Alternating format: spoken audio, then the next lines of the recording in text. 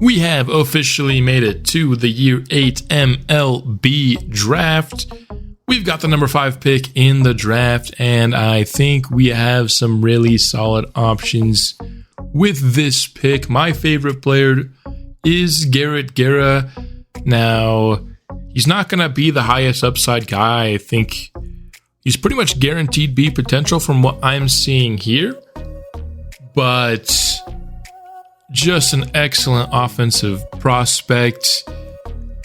Jeffrey Cordova is another guy that I like. I think he's probably a tier below Garrett Guerra, I'd say, though. So maybe a second round pick if the closers that I like don't end up making it. But speaking of those closers, those are really my kind of tier 1 options in the second round. Rodney Olson, he is the top ranked player by our scouts.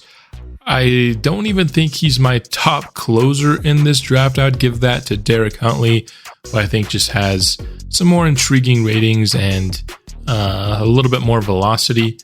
And so Derek Huntley is the guy I'd really like to pick in the second round of this class. But Rodney Olson and guys like David Jefferson are other really good options. And Charlie Wildman is somebody that I didn't talk about last time because we didn't have him scouted at 100%. And I have no idea why I did not finish this profile, because he looks actually really good. And he honestly looks good enough to maybe challenge Garrett Guerra to be the best offensive player in this class. And I'm trying to think back on why I wouldn't have finished this profile, and I think it's just because I found those discovery guys, and I scouted Wildman really late in the class, and I wanted to get some info on those discovery guys, and I didn't even look at his profile before I switched over to the 2 discovery prospects that I had on my board. And so not the best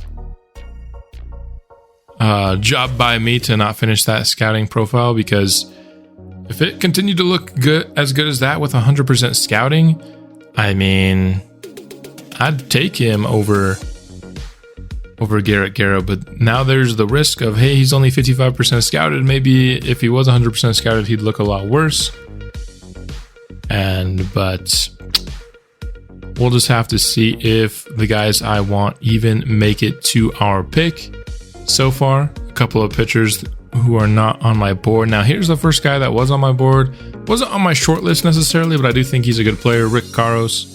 Here goes to the Texas Rangers. Of course, congrats to them on making the World Series in real life. He's a pretty solid player, has a big arm, has some contact to him.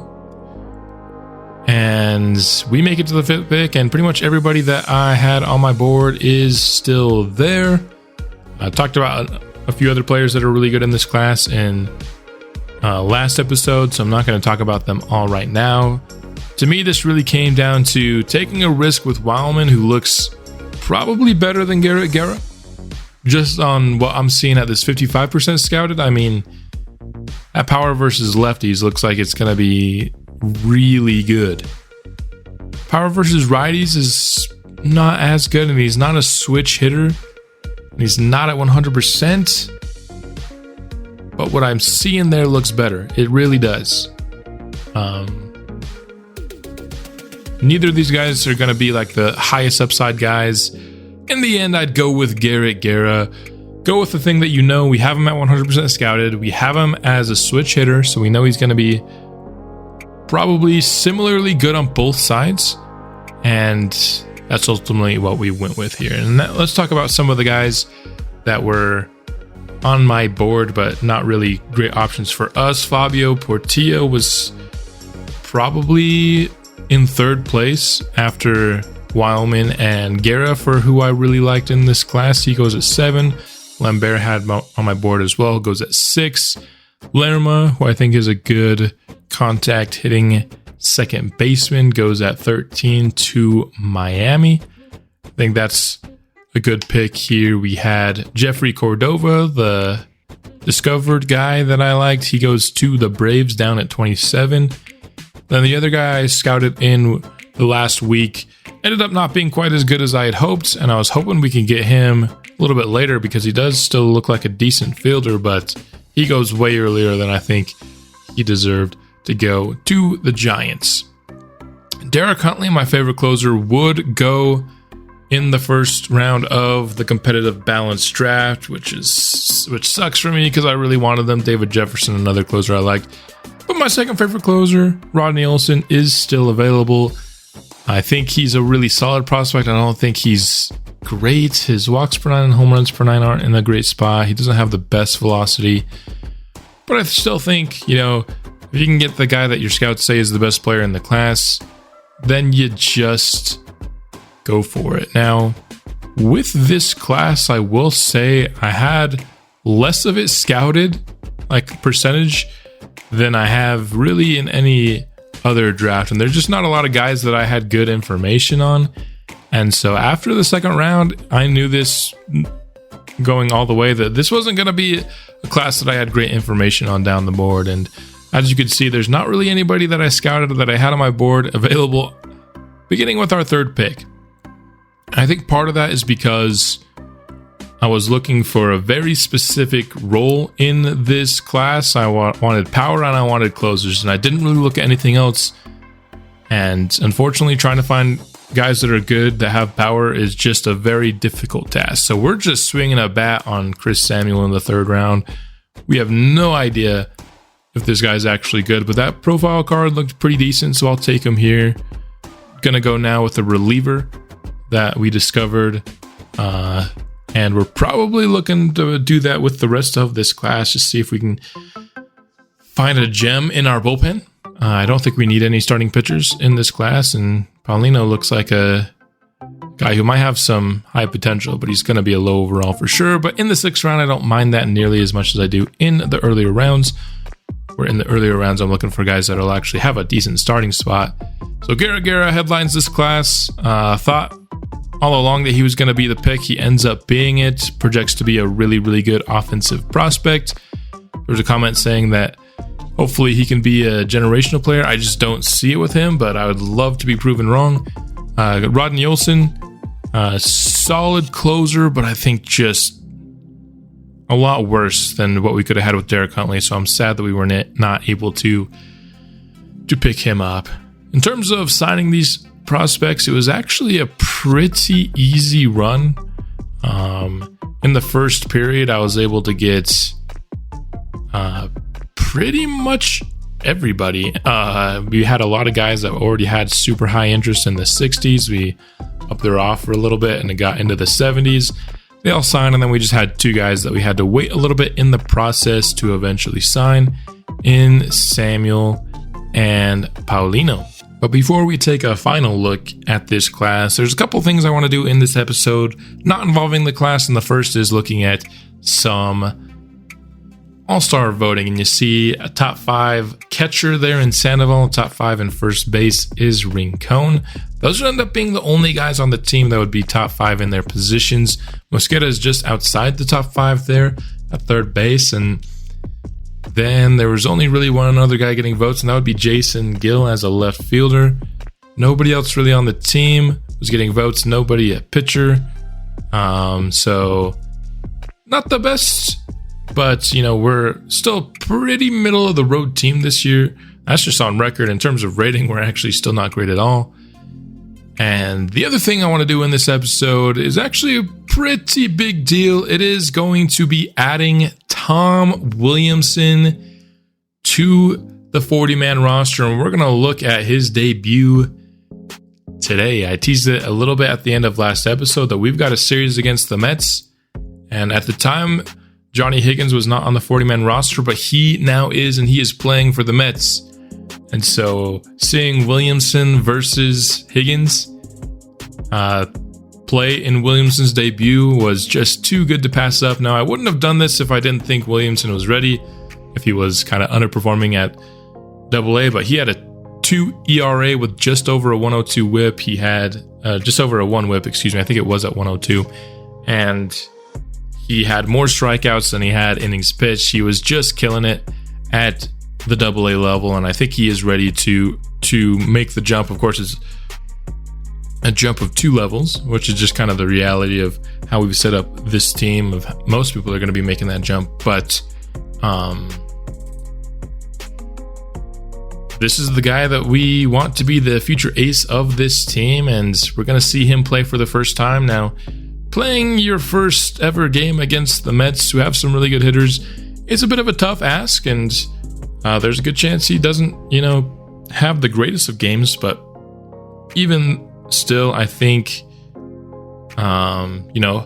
his future isn't dependent on one game, and so gonna make him the second pitcher so he can make his debut today. And now let's hop into his debut. So here we go, the official MLB debut. Both teams really similar records.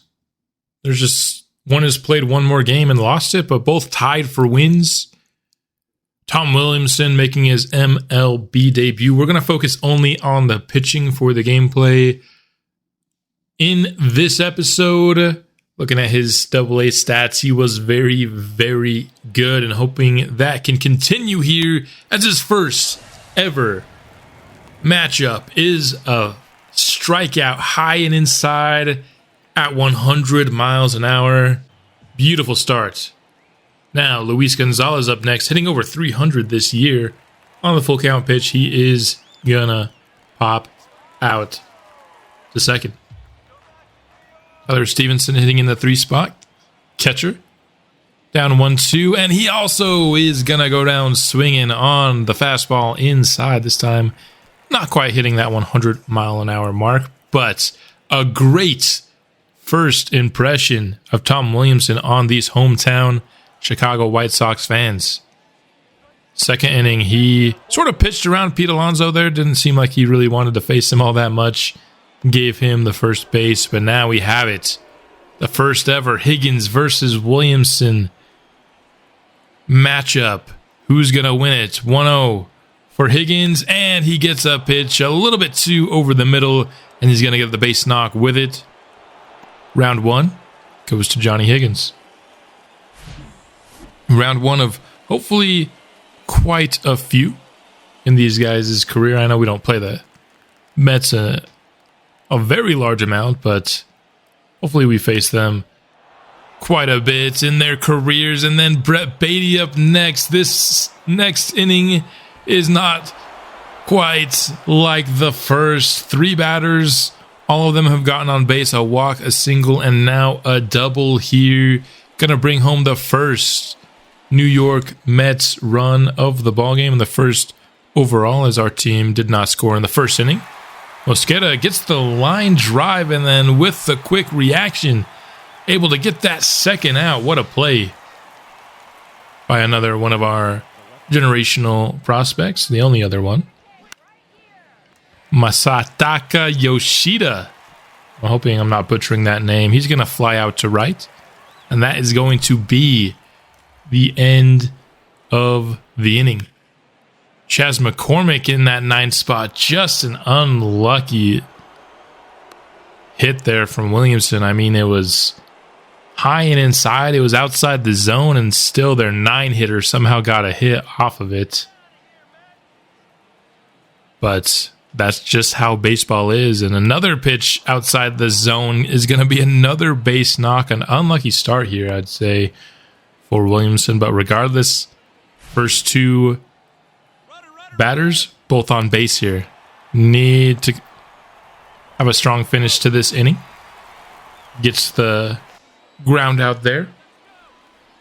Bringing up Tyler Stevenson once again, 0 for 1 today. And this time he's striking out looking. Getting their 3-hitter down on strikeouts 2 times in a row is a nice thing to see from Williamson. Now I'm just going to bring up Pete Alonso. He's going to turn over this, and it's going to be another ground out. So I'd say he's had a great first inning, a poor second inning, and then I think he was a little bit unlucky in that third. So I'd still say the third inning ended up being solid. Didn't allow any runs. And again, he did allow 2 hits, but I don't think they were very lucky. Johnny Higgins back up to the plate. He is going to get another base knock, and so 2 singles, 2 for 2 in this matchup so far today. Sandoval gonna get him out on the throw. I don't know if Johnny Higgins is the biggest steal threat, but the Mets sent him here and he's out. I mean, despite that, he was still pretty close. Beatty gonna strike out on the curve the second time that curveball has worked for a strikeout for Williamson today. Ronnie Mauricio gonna get that one into left field, up off against the wall. Should be extra bases, and he will slide into second.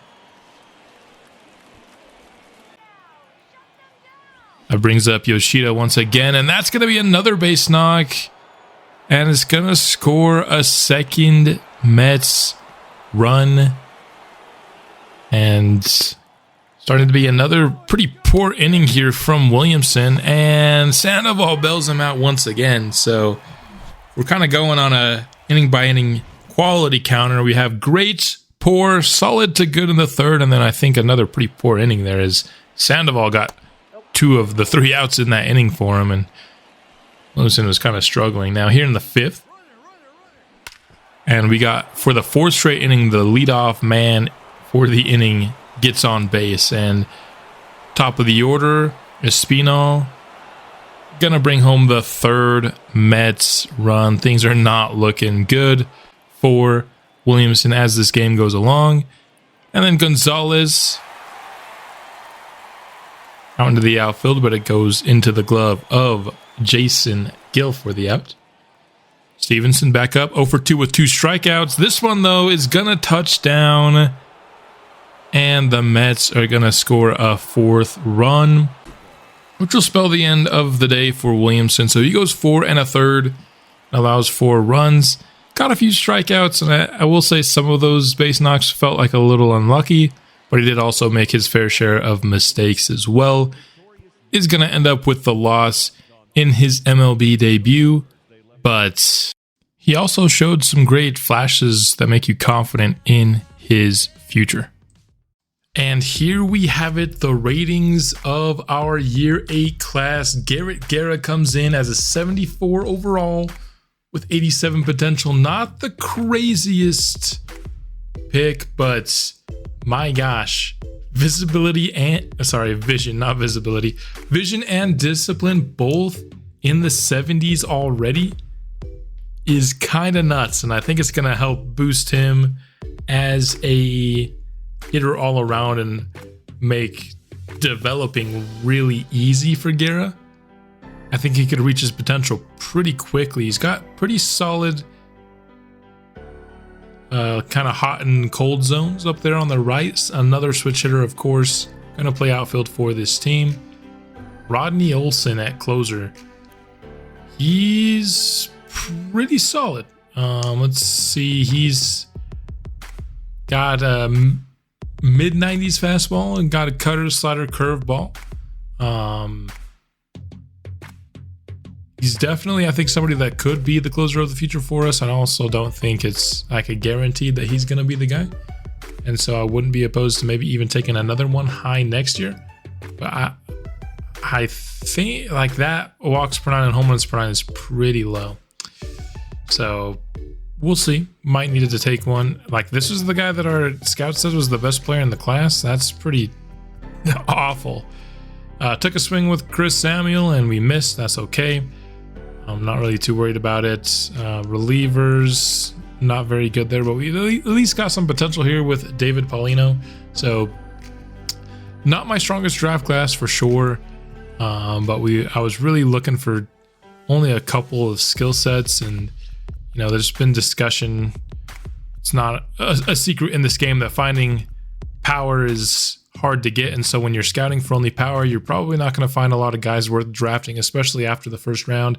And so I didn't have a lot scouted deeper into this class, and sometimes with that you get not the best draft class, but I think we've got 2 guys that can definitely play roles for us in the future.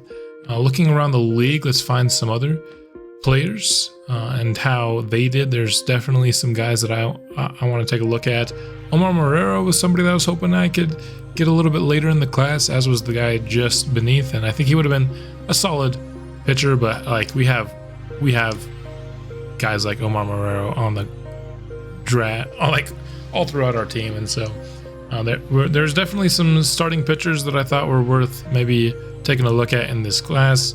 It is just a position that we've drafted so many players in the middle rounds that I don't know how much, getting one more truly would have helped us. It looks like maybe we missed out on a little bit of a power hitter here with Alfonso Batista, but I think he's really similar to a guy we already have on the roster, Philip Jung.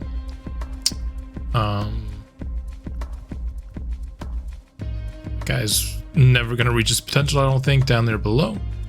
Rafael Valencia is pretty good starting point, but he's already reached his potential here for the Astros. Overall, just not looking like a great class so far. Of course, we still got plenty of picks to go through. Singer, solid pitching prospect here by the Athletics. Philip Park looks pretty good over in left field. Very much so a lefty hitter right now. That's kind of his whole deal. And then Derek Huntley, this is the guy I really wanted. His potential is not as good, but his starting point's better. I definitely would have preferred him, and I had him as the number one closer on the board, and I think after looking at the ratings, I think that was the best spot, despite his potential being a little bit worse. Now there's a 98 potential shortstop here, and 57 is not great, but it's not horrible either. Mostly it projects to be a good fielder in the future. You're gonna have to work many years on that offense to get him anywhere close, but still getting that high potential is quite good. Don't know if he would have really been helpful for us, but it would have been an exciting pick. It definitely would have made our draft look a lot better on paper. Rick Caros, he ended up going higher than I thought he would have in this class, and I thought he was a pretty solid player. Big arm, but not a good fielder and not much of a power hitter, so we just didn't fit what we were looking for that much. Another 98 guy, just with a big arm. He honestly is pretty similar to the other long-term project. So a couple of high upside shortstops that are going to take until they're 27, 28 to really be something in the league. Jeffrey Cordova is somebody that we discovered, and he's pretty solid. I think he's definitely worse than Garrett Guerra, though. So glad we got what we got there. Another solid pitching prospect. Miguel Lerma is somebody that was on our board, but just didn't really fit what I was looking for. Wasn't an excellent fielder, nor a power hitter, but a good contact middle infielder for the Dolphins. Not the Dolphins, the Marlins. There you go. Making football there for a minute, but nobody above C potential here, but a couple of, Baca is at least kind of good off rip. Awful draft by the Phillies. Fabio Portillo was somebody that was high on my board and thought about taking him. He was kind of probably in third place for our pick, and he would have been really good. He's a similar caliber hitter as Guerra, and he's a better fielder. He's just not as good of a contact hitter as Guerra. Guerra was kind of just the all-around offensive awesome player, whereas Portillo was a little bit more two-way, but not quite as good offensively. And I think he would have been a cool outfielder. You could argue, I think fairly convincingly, that maybe Portillo is actually the better player. He's very slow. Can you play corner outfield that slow? I don't know. But I would have been interested in trying for sure. I think it just kind of depends on what you want. I think they're both really good players. I think Portillo's probably a little bit better though. Just don't know how he would fit in right field. Moving along here, Andres Navarro was the number one pick. And pretty good, like 99 velocity, some decent upside. I think that's a solid pick. And there's a lot of upside here in this Reds draft. Got 84 here. We got 88 down the line, but he's 50 overall. Another guy super. And then, yeah, just some really, really long-term prospects down the board. Solid pick here from the Brewers. Pirates. Jamie James was somebody that was pretty high on the board. I think I'd rather have our guy. Ricks is a solid pitcher. Howard Lambert. Interesting prospect. His speed is definitely boosting his morale, but he's a solid contact hitter. On our board, again, just wasn't exactly what we were looking for. So there were some good prospects, just maybe not at the spots that we really wanted in this class. Really good looking pitcher here. Closer Pete Dudley, I don't think I had him scouted, but he would have been a pretty decent option for sure had we scouted him. Not a great draft there from the Dodgers. The Padres got a decent center fielder, so his speed is definitely boosting his overall. Charlie Wildman, he was somebody that would have been interesting had we finished scouting him. He's an awful, and I mean awful, fielder. Probably would have been DH only. You can't put this guy in the field, at least early on. Vision's very good. Discipline's not bad. Honestly, his ratings are worse. I mean, he's a better hitter versus lefties for sure, no doubt about it. 77 contact and 73 power against lefties off rip is nuts. Against righties, Guerra's better. And you face righties more. I don't know. This is a really good pick by the Orioles. Doesn't have the most upside, but at least against lefties, the best hitter in this class by a mile. Wish I would have finished scouting him. Even if I had finished scouting him and got a better deal, I don't know if I would have picked him or Guerra though. That was kind of the last guy that I wanted to make sure that we saw. David Jefferson was high on my board. For relievers, let's take a look at him. Probably would have been happy with him too. He was drafted before our pick though. Good right fielder here, good contact hitting right fielder, picked by the Blue Jays. Now we're back to us. So do I think we made the right picks? I think there's an argument between Guerra and Portillo. I think Fabio Portillo is probably the best player in this class. Not quite as good in the vision and discipline area, so he's not as good of a contact hitter, but that fielding makes up for it quite a bit, honestly.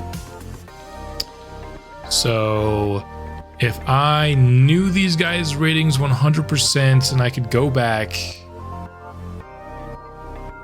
it'd be close. It would be close.